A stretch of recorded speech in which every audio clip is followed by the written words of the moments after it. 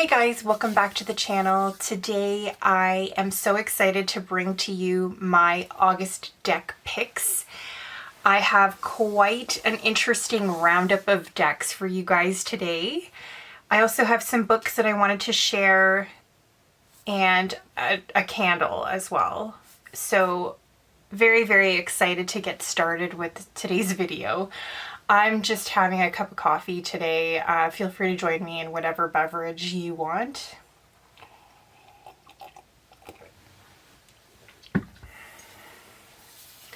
So as I shared recently in my July wrap-up video, I have the intention of working with ancestors this month, and I really want to dive into generational trauma.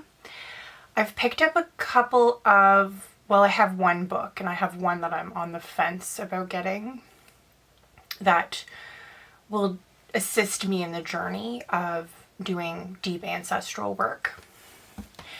So you will see, I'm pretty sure, a theme in my deck choices. There's a lot of earth element representation, lots of plants and herbs, nature, as well as autumnal colors as well. You'll see a bit of that. I'm going to start with the Nameless One Tarot and Oracle deck. So this is an independently produced deck. It is quite the investment. It is, however, a very beautiful deck. Sorry, I just keep my Oracle cards separated from the tarot cards. So I didn't invest in the grimoire, and I'm kind of a little regretful of that. But I did absolutely have the intention of going back and picking it up in the future. But this deck, it has a very intense liminal energy. It also has a Samhain autumnal, like a fall energy to it as well. Like with respects to the season fall, of course.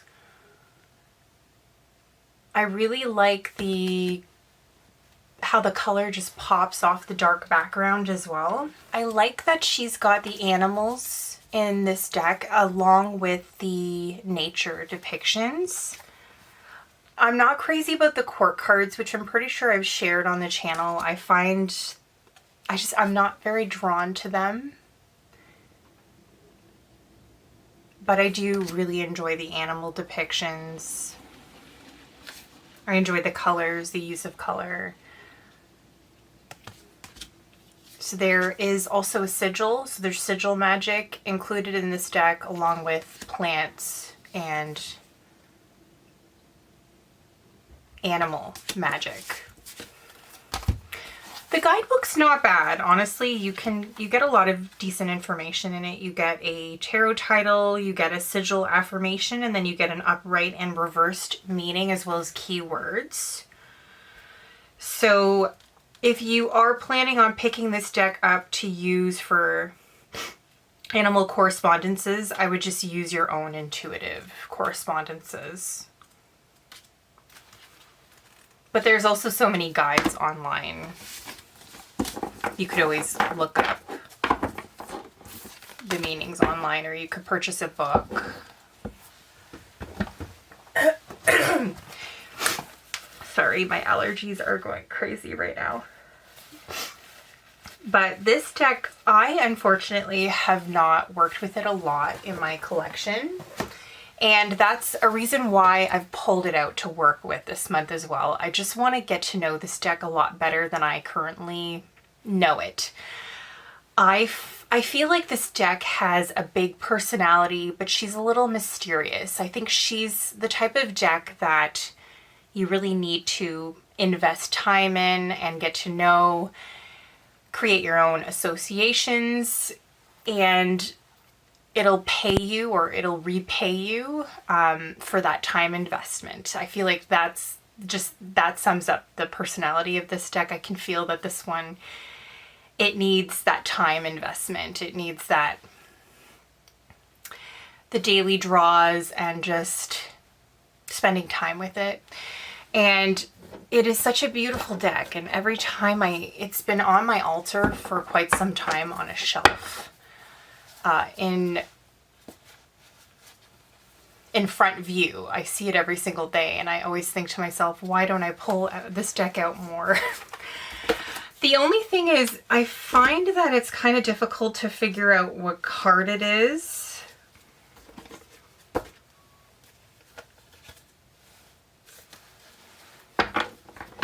So I feel like that kind of stops me. But honestly, it's not that big of a difference. Like it would just maybe take an extra minute or two to flip through the guidebook to figure out what card it is. Like, it's not this huge substantial, it doesn't make this huge substantial difference in my day and in my routine to pull that deck out and work with it. It's autumnal liminal energy, as well as the nature depicted throughout the deck, the animals. I think that those are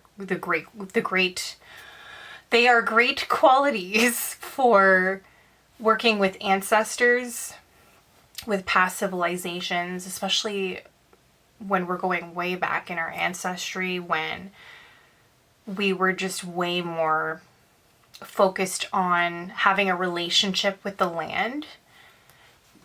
So the Nameless one is first on my list to work with in the month of August. Next up, I was torn between this deck and the other one that I've mentioned. I purchased these two decks around the same time. So this is an independently produced deck again.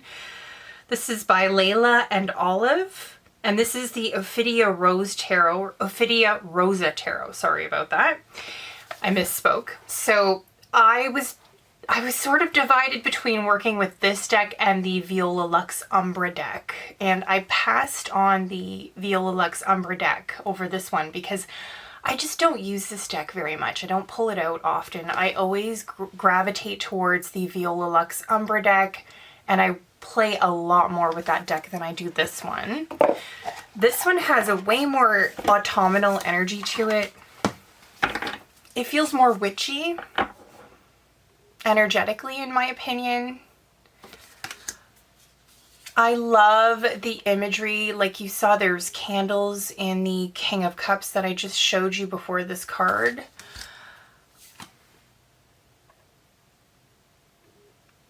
Here it looks like it's an herb bundle or a bouquet of some kind. And this deck has a lot of serpent imagery as well, which is beautiful. I feel like it's a symbol that I'm exploring with my ancestry right now. There are a few other symbols that have come up that I'm exploring on top of this one, but snakes is a huge one.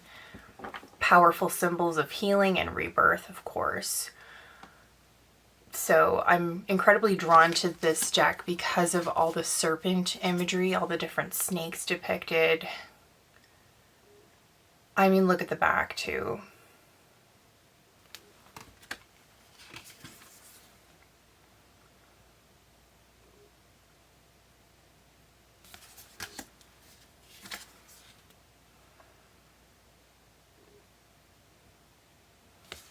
It's just such a beautiful deck. I just want to get to know it better. And I think the autumnal, witchy kind of energy that it has, it'll work really well with the type of work that I want to focus on this month. Look at the mushrooms too. Stunning. So this is the Ophidia Rosa Tarot. This is by Layla and Olive again. This is this is an independently produced deck.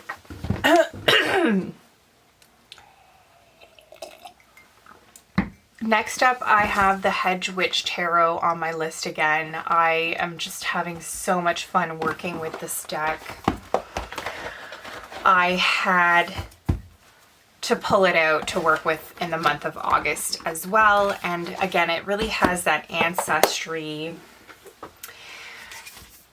I've been playing around with it, and I could always sense that it had a strong connection to the spirit world, as I recently mentioned in my July wrap-up video.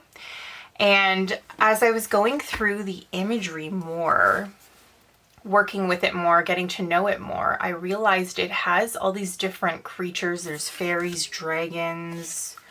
Here's a witch on a broomstick, by the way. It has all these different creatures from different realms and worlds. So I wonder if that's possibly why it has a stronger connection to the other side. I think this deck is going to be wonderful to connect with my ancestors because of its connection to the spirit world. I also love the nature depicted.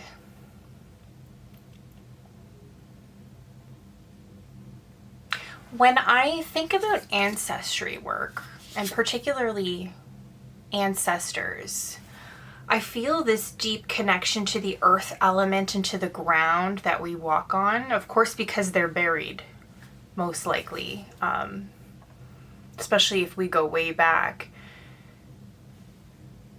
Funerals and burying somebody has become quite unaffordable in more modern times. However, burial was the custom for so many generations that walked before us. So I feel this deep sense of the earth and the ground and the dirt when I connect with ancestors and with the energy of ancestors. There's one particular family member I have, my brother-in-law. Whenever I read his cards or whenever he pops up in a reading, for example, I feel a really deep sense and connection to his ancestry. And they feel like the ground. They feel like dirt almost. I don't know if that makes sense to you guys.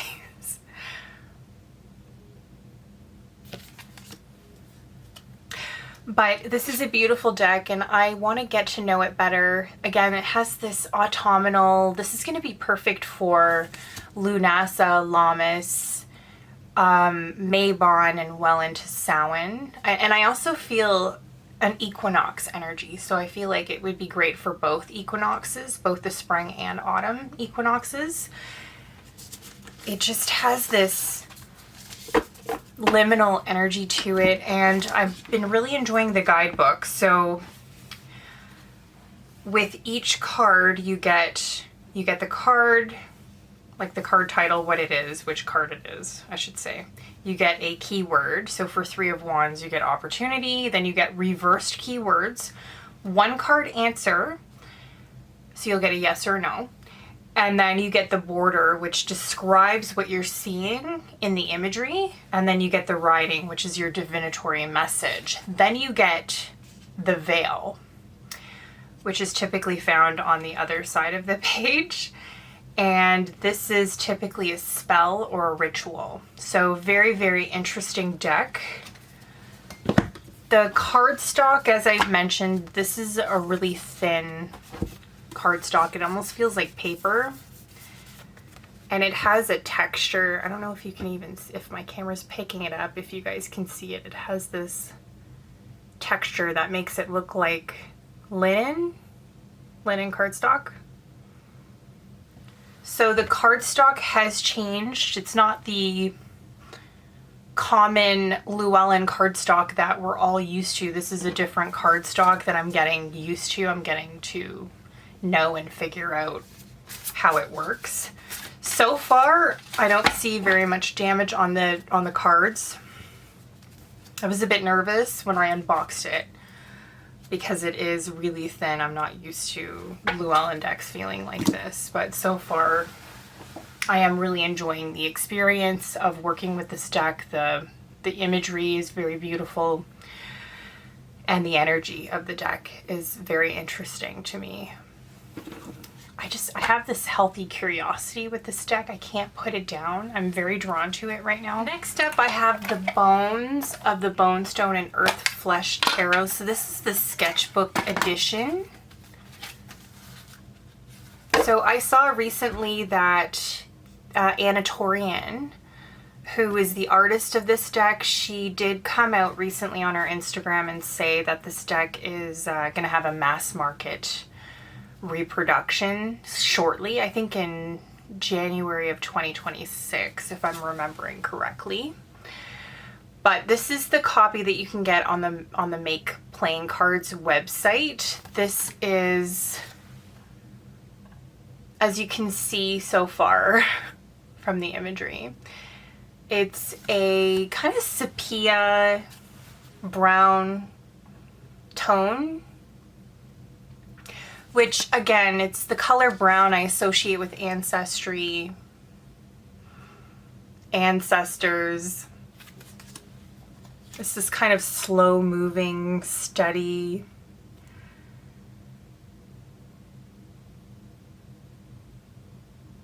Kind of an energy.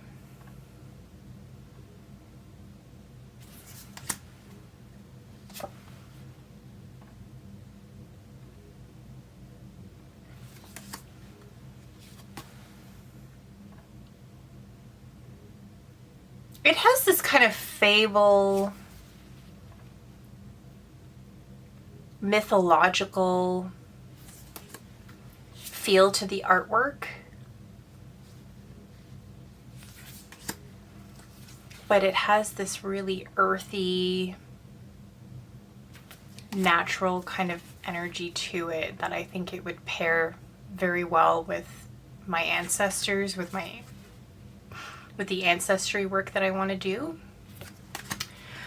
So again, this is the Bones of the Bonestone and Earthflesh Tarot.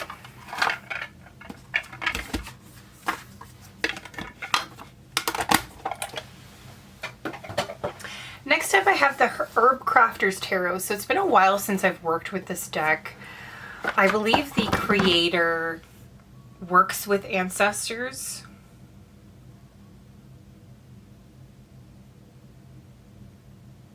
And it's a deck about herbalism and plant spirit magic.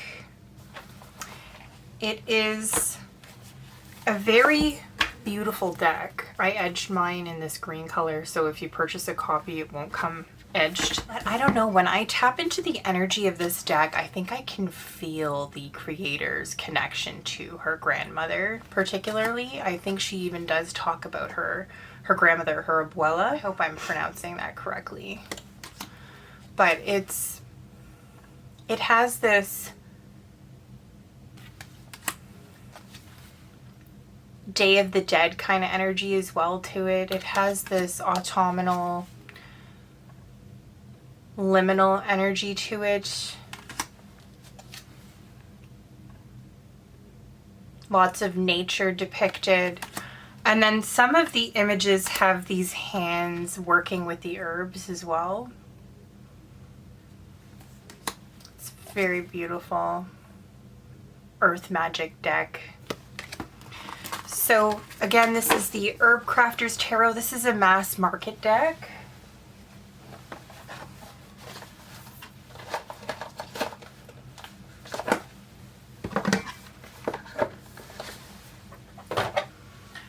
Between the Worlds deck, I've recently decided that I'm going to start including this in my weekly draws. And I'm working with this deck, and I'm mostly feeling drawn to working with this deck this way. It's an incredibly symbolic deck, and I'm working with it in order to connect with my ancestors, and I'm looking for symbols. And then I'm going to meditate off of the symbol that I draw that day. I should say actually that week. I'm not thinking about using this in daily practice. This is going to be a weekly deck. That's what I'm thinking, at least at this point.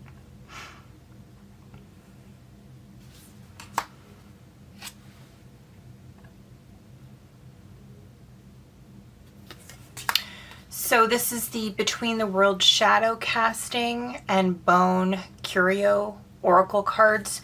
This is a carryover from last month. as well as the Herbcrafters, the Hedgewitch Tarot. So both these decks are going to be carryovers from July into August, and it's just because I feel like they have a deep connection to the spirit world and to my own personal ancestors.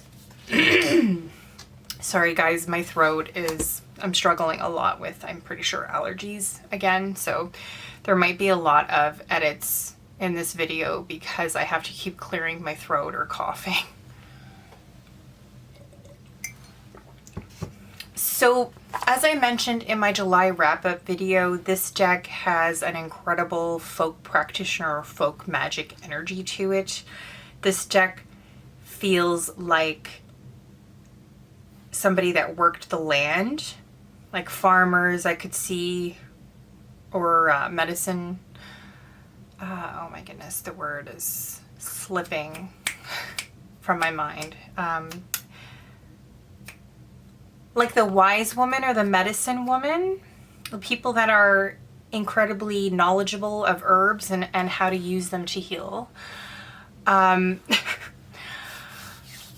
But it just has a very strong, somebody that's very connected to the earth, kind of an energy.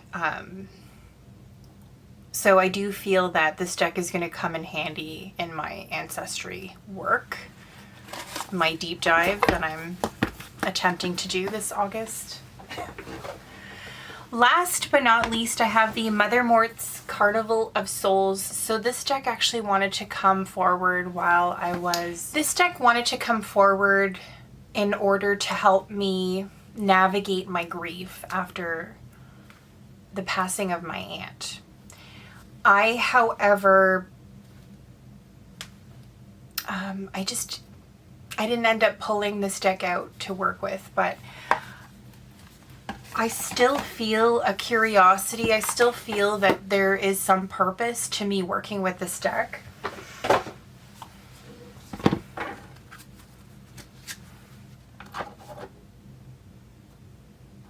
This deck has a very limbo energy, like in between the living and the dead, or spirits stuck in limbo.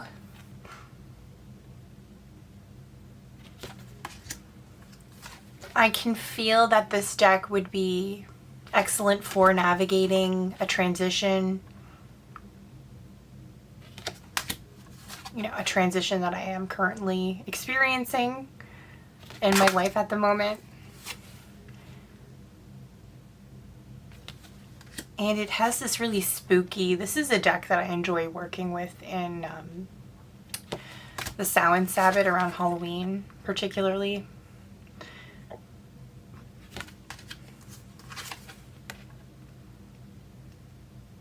I'm digging the spooky vibes. So again, this deck is called Mother Mort's Carnival of Souls. So this is, I believe, a more recent purchase of mine. I think it might have been purchased around last year, probably around the fall, if I'm remembering correctly. So this is another deck that I really want to get to know better, and I'm going to use this as an opportunity to get to know the deck better. So I have a rosemary and lemon oil that I like to use in my practice, and it has recently come to my attention that this deck, I still have decks on my mind, this oil is going to be perfect for ancestry work. So I like to use my oils to anoint candles, as well as I use them as perfume, to be honest. I will put them in any ritual work or spell work that I'm doing.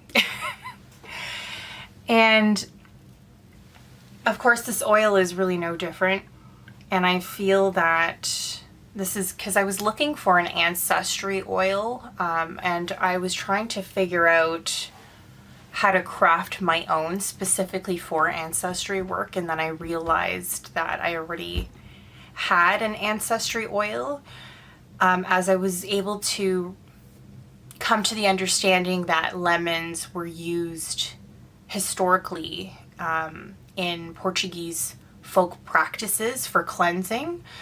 And I believe I mentioned this story on on the channel in the past,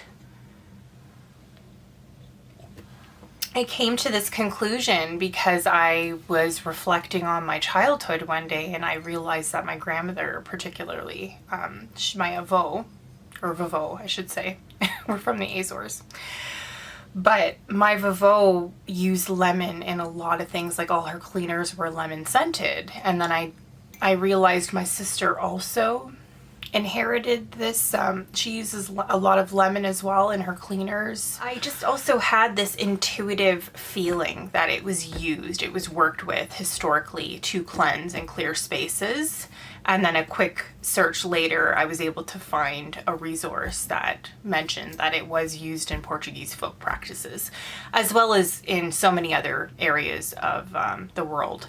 Lemons are quite known for their ability to clear and cleanse energy. They also smell really nice, so I can completely understand that connection there.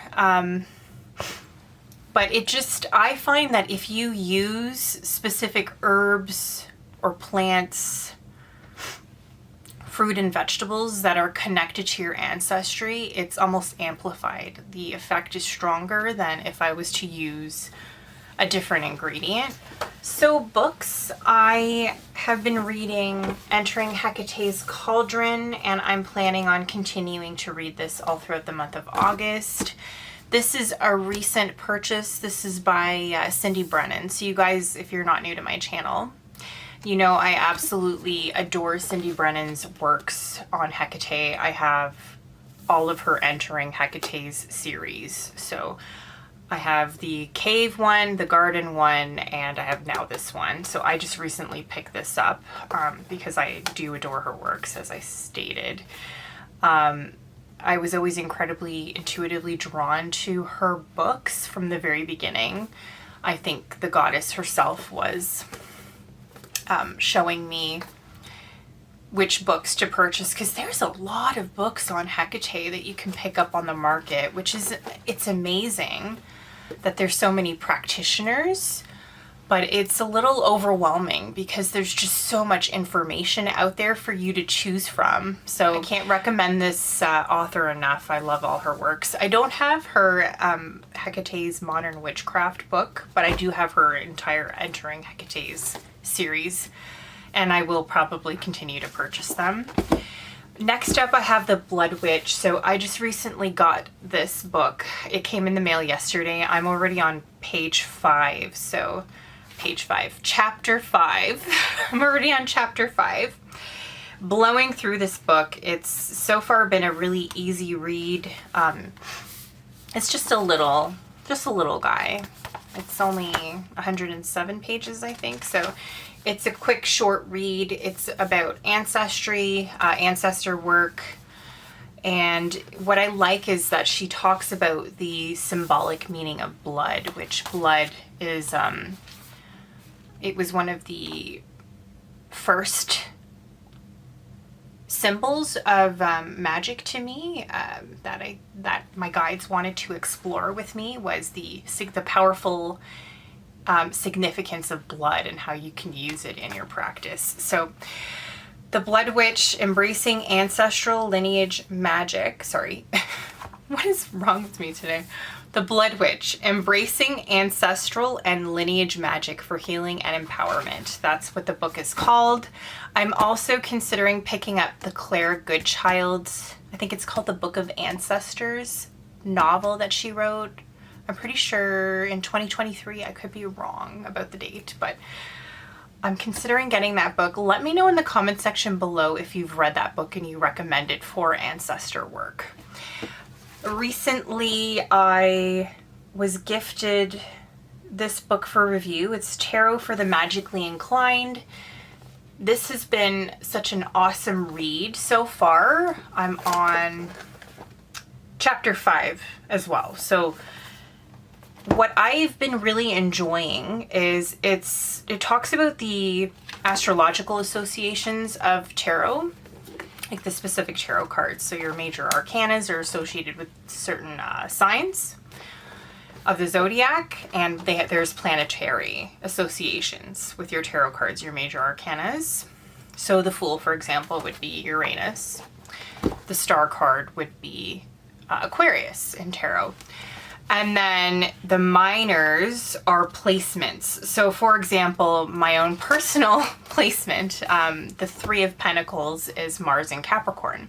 So I've been enjoying this book because it's a refresher on how I already read tarot, and then he talks about how to use the tarot in a magical practice. So I've also been enjoying reading about his opinions on magic. And like I said, it's just been a really great refresher on how I read tarot anyway. So this has been a very enjoyable read as well. And this is another book that I'm considering continuing to read throughout the month of August. So those are the 3 books. Candle, I picked this candle up, I think maybe a month back, maybe a little bit longer than that. So this is Beyond the Veil. It's by Moonstone and Myth. They are a small business, Montreal, so Canadian. And you can find them on Etsy. So the creator, Jen, is really wonderful. I've had a few conversations with her in, oh my goodness, on Etsy. And the customer service is phenomenal. And the quality is really good. They're really nice glass jars. I love the labels. If you're looking for a Canadian candle company that is like a small independent, you know, with lots of intention, and you like this type of witchy aesthetic, I would suggest you check her out. I'm not being paid. This is just my honest opinion. I don't like to gatekeep on the channel. So I like to shout out good products that I enjoy, genuinely. So this is Beyond the Veil. So I picked this up with a bunch of other candles, but I think that this one's going to be coming in handy for my ancestral work. So its fragrance is ashwood, eucalyptus, rosemary, and incense. So it has this really smoky, almost like ash. It has this, but it's a very subtle fragrance. It doesn't fill the room. I have one, let me go get it for you. I have Folklore here. So it's a mushroom one. It's pretty strong. It smells very smoky. I really like it. The only thing is it will set off my fire alarm. They're very, very sensitive in my apartment. So what I do to kind of bypass that is I just smother my candles now. I don't blow them out. I used to like to blow them out because I like to use the smoke to clear my space as well as my cards, but I've discontinued doing that because I just find that my smoke detector is way too sensitive right now for some reason. But this one is Folklore. It's pine, reishi, rose, lavender, and sage. And then my absolute favorite candle, I'm really sad I'm running out and I don't think she's selling these anymore right now, so, is Witch of the Woods. And it's balsam, cedar, vetiver, sage, and citrus. This is my favorite. It's called Witch of the Woods. Absolute favorite. As you can see, I'm running out. But this is everything that I'm planning on exploring and working with throughout the month of August. It's quite a lot. Of course, I don't know if I'm going to work with all of these decks and books throughout the month of August. For all I know, like, I could experience an energetic shift. It's really hard to tell with these things. Things are constantly in motion and changing. Energy comes and it goes. So of course I could end up working with all of these decks, or I might only work with one or two, or I might work with none of them and choose to work with other decks. But that's kind of the joy of doing this type of content, is it's interesting to figure out. It's also interesting to look back and realize what really came forward and what didn't. I don't know. Let me know in the comment section below if you find that kind of stuff interesting. But anyways, this is a great place to end the video. Thank you so much for watching, and I will see you in the next one. Bye.